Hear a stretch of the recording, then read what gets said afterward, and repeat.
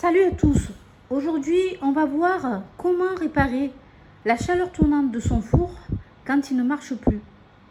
Mais d'abord, voyons ce que c'est la chaleur tournante et comment cela fonctionne. Bon, la chaleur tournante, c'est quoi? Alors, la chaleur tournante, je vous montre, c'est un ventilateur qui se trouve au fond de votre four, qui tourne et qui, grâce à lui, va cuire uniformément vos plats. Mais il peut être aussi utile quand vous voulez cuire plusieurs plats simultanément. Et de cette manière, vous pouvez utiliser 2 grilles si vous voulez.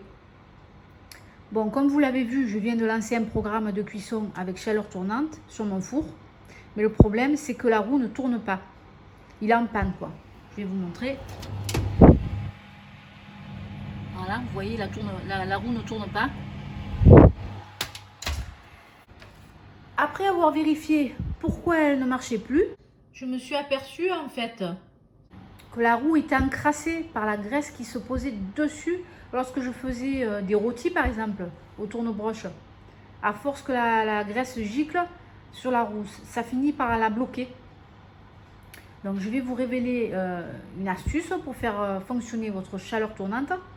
Dans ce cas-là, c'est que dans ce cas-là.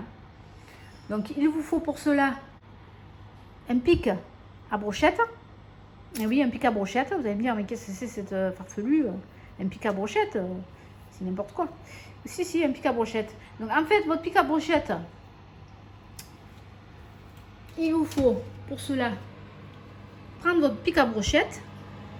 Et là, il vous suffit de faire tac. Je ferme le four. Et hop, vous voyez, la roue, elle tourne. Bon, là, la roue s'est arrêtée, c'est tout à fait normal, c'est parce que je viens d'ouvrir le four. Par contre, je voudrais préciser que si, après avoir fait la manipulation que je vous ai dit avec le pic à brochette, votre chaleur tournante ne marchait toujours pas, là, il faudrait prévoir d'autres réparations plus importantes. Changer le moteur de la chaleur tournante, ou c'est à vous de voir, il faut contacter quelqu'un de compétent.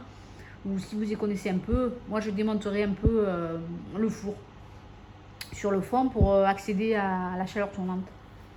Quand ma vidéo vous a plu et qu'elle vous a bien aidé à régler votre problème, n'hésitez pas à liker, à activer la cloche et à commenter sur ce que je vous ai dit.